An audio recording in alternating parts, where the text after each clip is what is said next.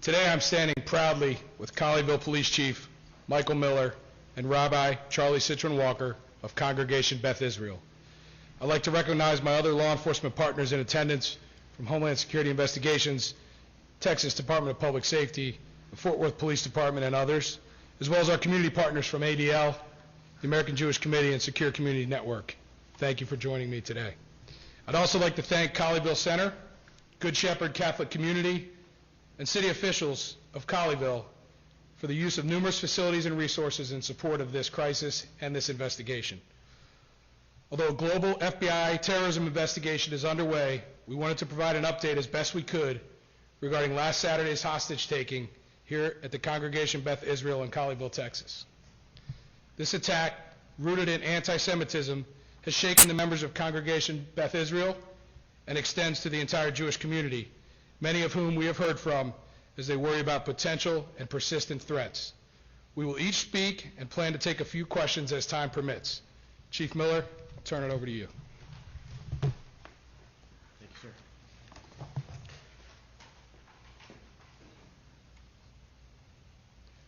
Good afternoon, everybody, and welcome back to Colleyville.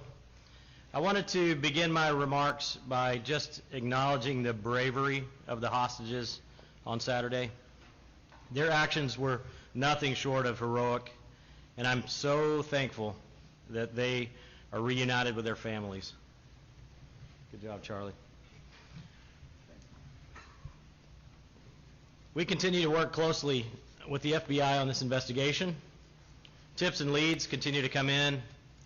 For example, on Sunday, we received a tip from a Colleyville resident who had interacted with a suspect on Friday on a bike trail near the Colleyville soccer complex on Pleasant Run Road.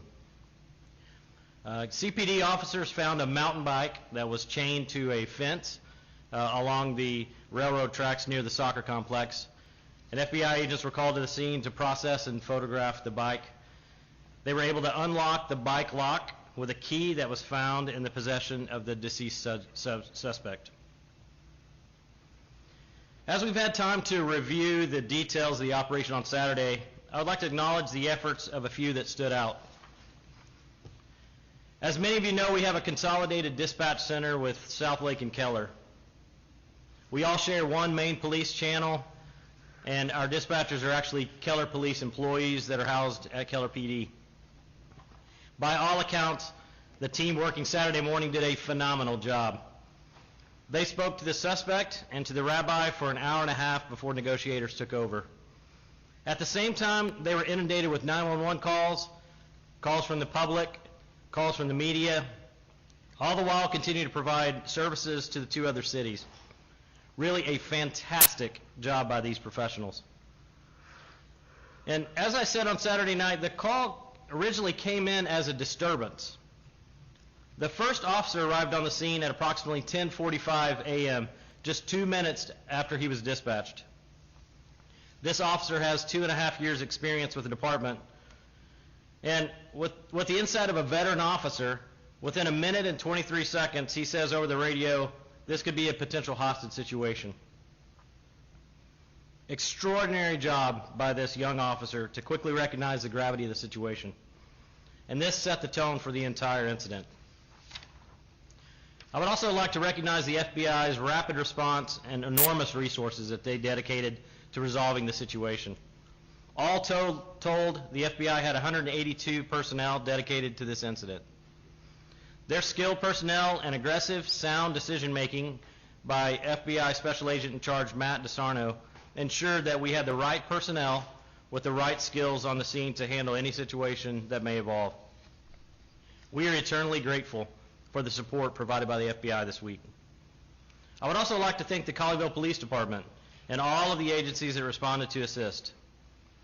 On-duty South Lake and Keller units deployed immediately when they heard the radio traffic, and soon our partners in SWAT, which also include Roanoke and Trophy Club, quickly made their way to the scene.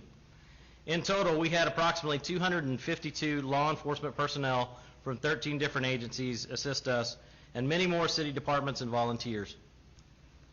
I won't take the time to thank them here, but we will be posting a list on our social media to ensure that we recognize their significant contribution. In closing, we live and work in a wonderful community. Our elected officials, city manager's office, and many city departments voluntarily deployed to provide support that day. We're also grateful for the support of the public, both in terms of providing tips and leads, but also for the outpouring of appreciation to the department. Thank you all. At this time, I'll hand it over to SAC Matt DeSarno for his comments and an update on the investigation. Thank you very much.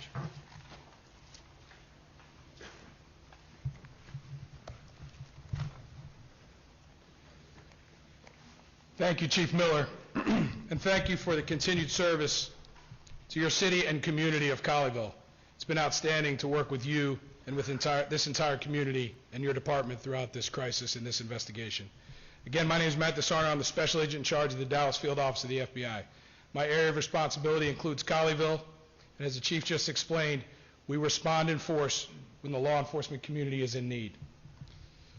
The synagogue hostage-taking in Colleyville underscores the continued threat violent extremists pose to religious institutions, particularly Jewish institutions and other Jewish targets.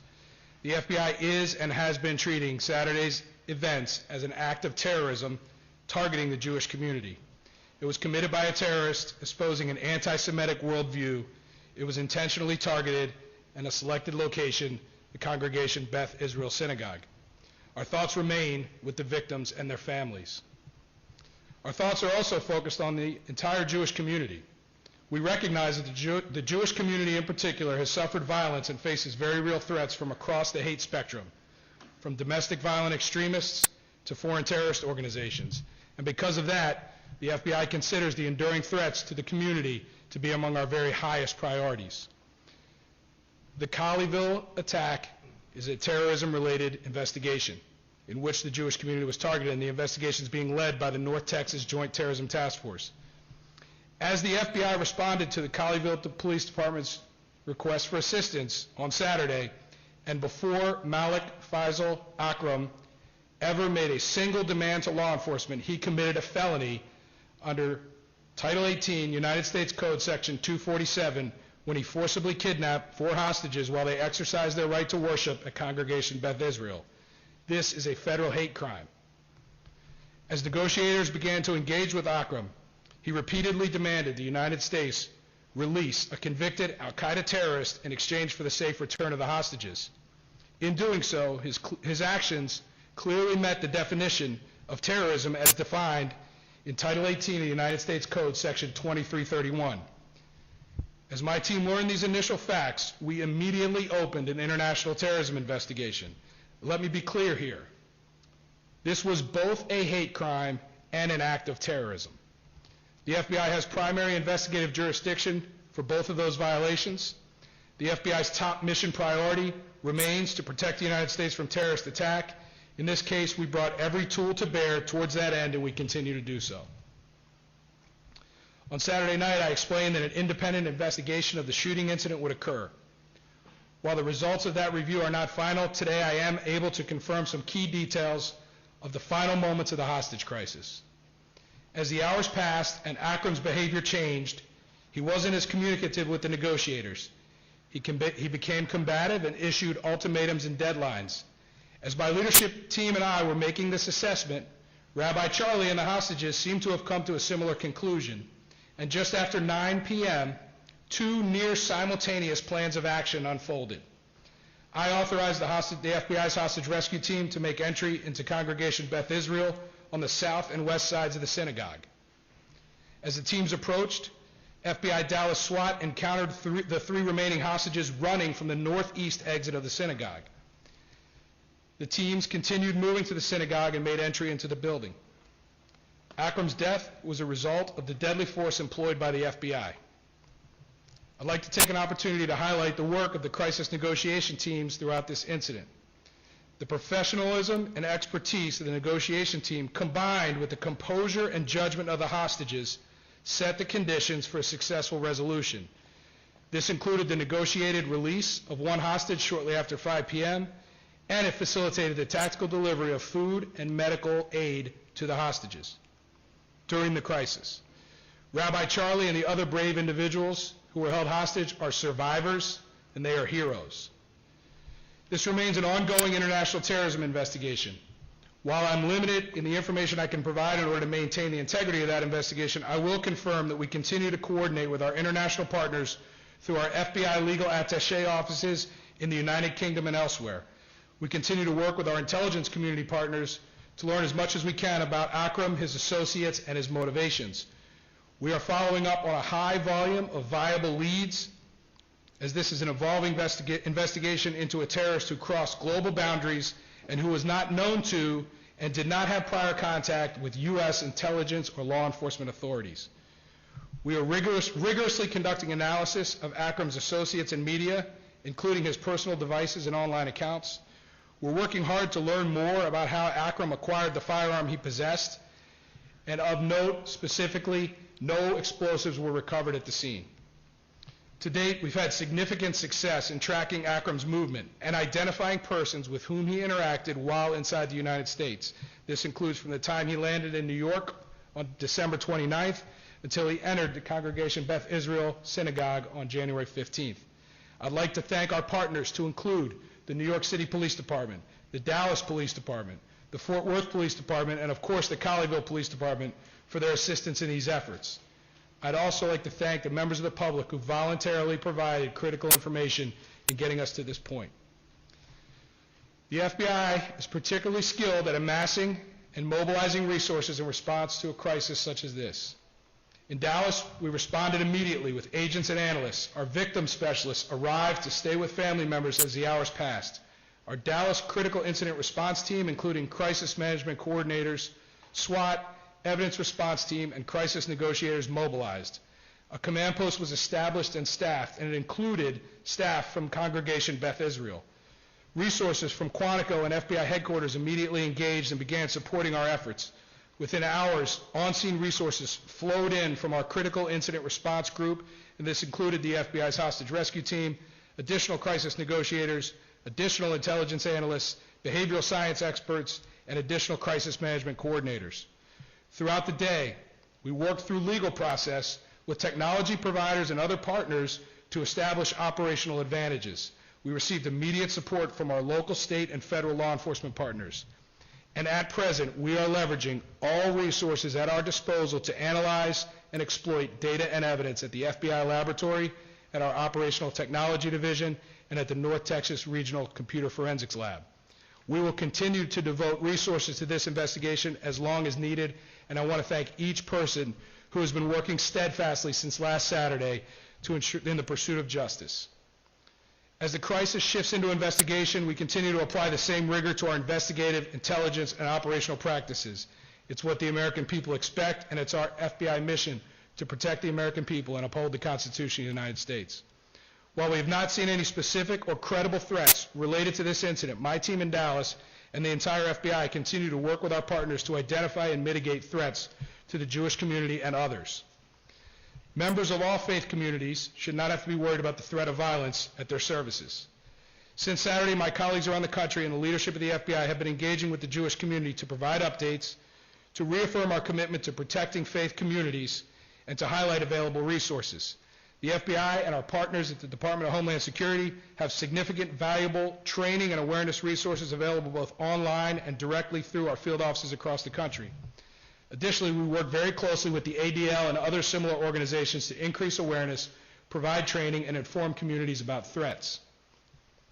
I was struck by the welcome message on Congregation Beth Israel's website. In part, it reads, "We care about you, we strengthen each other, you have something to contribute."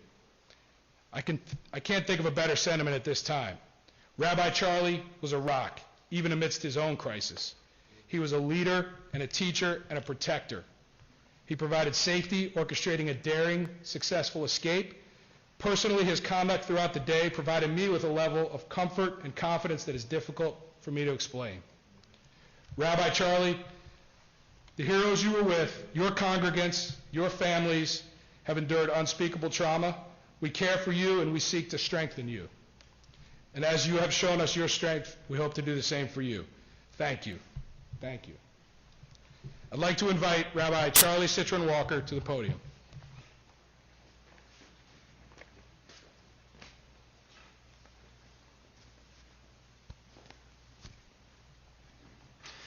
Thank you all for being here. I just want to express my gratitude this afternoon. I want to express my gratitude for the FBI, for all of the law enforcement that were involved in this operation, for the hostage negotiators and that whole team, from negotiator Matt to who I was on the phone with, and who was that voice, that calm voice on the other end, on speakerphone the entire time, to everyone that was a part of this. I want to thank Chief Miller and the Colleyville PD because, and in addition to thanking Chief Miller, I also want to thank Mayor Richard because, as I was just telling him before we came in, because of, right, I've been around here for a while, and he was the first mayor to establish a ministerial alliance, an opportunity for clergy and city officials to come together and meet on a quarterly basis. We would get regular updates from police and fire, and so many updates about all the construction, right, Jerry? And because of that relationship, when Chief Miller came on as the new chief a few years ago, I had his cell phone. I knew him personally. I had a relationship. And so when I had the opportunity to text with him and communicate with him about our situation, I had that resource available in that moment. And so a huge thanks to Mayor Richard, a huge thanks to Chief Miller, a huge thanks to everyone who was involved. And along with that, again, we haven't done this enough, just to thank Mike Finfer, who's our current president. But before he was the president of Congregation Beth Israel, he was our house chair and our safety lead. And he was the one who really pushed us as a congregation and as a community to make sure that we had plans in place, to make sure that we had and we took advantage of the trainings that were offered to our community. So I stand up here before you with great gratitude just to be alive, with such appreciation for all of those small little details that add up to something that fortunately was pretty miraculous. And so with gratitude to God, with gratitude for all of those individual human efforts that allow us to be here today, I'm just overflowing with gratitude. And let me also just add one more thank you to all of the media who's been camped out here in Colleyville. Thank you for your time and your energy. I know this hasn't been easy for y'all either. And just with great love to Congregation Beth Israel, great love to the Jewish people, and great love for all of the support that we have received over this past week. It's truly, truly been overwhelming. Thank you.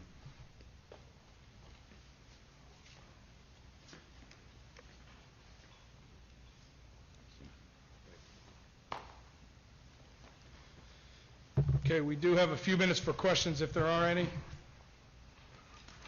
Sir? Jake Fleiberg with the Associated Press. Do you have any indication of why Beth Israel specifically was targeted? Is that a question for me? Yes, sir. Okay.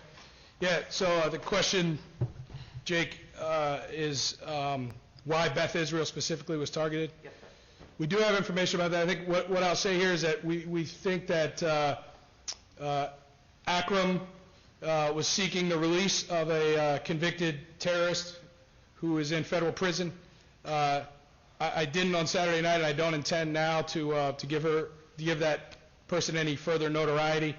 But it was his belief that Congregation Beth Israel was the closest synagogue to where that prisoner was being housed at FMC Carswell. Sean. Thank you, sir. Can you talk about why the 60 or 70 folks from Monaco came in? Certainly, you have an elite SWAT team right here in Dallas FBI, as well as the surrounding agencies that we're working with. I could talk a little bit about that, Sean. So Sean's question is, why did we bring in the team from Washington? So, like I mentioned earlier, this was both a hate crime and an act of terror. We learned pretty early on that this was an active hostage situation. That team in Quantico is called the Hostage Rescue Team. They are they are the best team in the country, maybe in the world, in conducting what is the most dangerous law enforcement activity that exists, which is a hostage rescue. Dangerous both to operators and to hostages for obvious reasons. So we made a decision very early in the day, almost immediately after being notified that we had an active hostage situation, to engage with our critical incident response group, let them know what we had, ask them for help, and then they determined that they needed to send 2 full teams down here. How long did it take them to get here from your first call? From first call, about 6 hours they were here. They were ready to rock in 6 hours. They were on the ground here in shorter time than that, but it was a quick mobilization. I think it kind of demonstrates the ability of my organization that when there is a crisis, we can mobilize resources and get them halfway across the country relatively quickly. Agent DeSarno, Sir. You mentioned how the escape coincided with your forced entry plans. Yes. So did you know that the rabbi and the other hostages were going to come out? I mean, was there any kind of communication or timing about this? Was it just a complete coincidence, or what can you say about that? I would not say it was a complete coincidence. What I would say is that we felt like we had pretty good situational awareness from my position with the negotiators and the other awareness tools that we were employing. The hostages had even better situational awareness than we did because they were inside of there. And I think we both kind of realized around the same time that it's time to go. And I authorized the teams to go, and Rabbi Charlie authorized himself and his hostages to get out. And I think that's how it worked. Sir. In looking into the suspect's past, has it put anybody else on your radar, whether here or elsewhere? And if or if not, what do you need from the public as far as that's concerned? That's a great question. Thank you for asking that. The question is whether or not other people are on our radar and what do we need from the public. So right now we have gotten great support from the public. We don't have a specific call to action for the public. We feel like the 15 or 16 days that he spent here in the United States, we have made good progress on identifying his movements and his associations and people with whom he came in contact with. As far as his activity prior to coming here, outside of the scope of the continental United States, we are working closely with international partners, and I'm not going to comment on the work that we're doing in their countries, but we are getting great support, particularly from the UK. Great lines of communication, and the coordination and collaboration is as good as it can be. So I expect that we'll be learning those types of details, and we are learning those types of details currently. Sean? Detained anyone locally? What's that, Sean? I'm sorry. Detained anyone locally? The question is, have we detained anyone locally? We have not detained anyone else locally here in this investigation right now. Jake? Where and how did Akram acquire the gun he used in this attack? So right now in our investigation, that's a primary gap that we are working to fill. We are actively focused on that piece of the investigation, and hopefully in the near future we'll have more information that we can release about that. Thanks, Jake. Sir. Have you identified the man who accompanied Akram into the Al Collin shelter on January 1st, gave him a hug, patted him on the back? Do you know who that person is? Do you feel he's involved in this at all? So we believe that we have identified all the people that Akram had contact with or interacted with in this area. And that's really, I really am not in a position that could, we still have an ongoing investigation, particularly as it relates to other people. So I can answer the first part of your question that we have identified that person, yes. Do you consider any of those people accomplices that you've identified? At this point, the question is, do we consider them accomplices? At this point, all I'm prepared to say is that we have identified them. Yep. Do you believe that Akram was about to possibly kill a hostage at that point? I mean, what was his mindset, and how concerned were you that something terrible was about to happen? What I can say is, and I, if Rabbi Charlie wants to comment on this as well too. So my perception of the events were that what I was perceiving and what my leadership team and the negotiators were perceiving was that the situation had gone from bad to significantly worse, and that it was time to take action. And I think that, I don't know if Rabbi, Charlie, if you want to. Yeah. I can honestly tell you that before this, like as things were getting bad, it was really bad. I was absolutely in fear of my life. I was kind of wondering, like, okay, FBI, like, let's, but of course we had no idea. We had no idea. And he went from extremely agitated with the negotiator to all of a sudden very calm like he was earlier in the day, just asking me for juice. And I was highly, highly concerned in that moment. And yet, fortunately, that gave us the opportunity, right, when we had liquid in his hand, right? So that was part of the opportunity that we took advantage of. So. Rabbi, while you're still there. Yes. You, in your statement just now, you had said when it got to that point at the end, you became very, very fearful for your life. Yes. Having not been in that situation, I would assume from the very beginning you would be very, very fearful for your life. Can you kind of go through the emotions you and the other individuals with you kind of went through that day as it started and progressed through the day? I mean, that was a long time to be in such a stressful environment. I would just say that we were fearful the whole time, right? It's hard not to be with someone with a gun in their hand, kind of pointing it at you the whole time.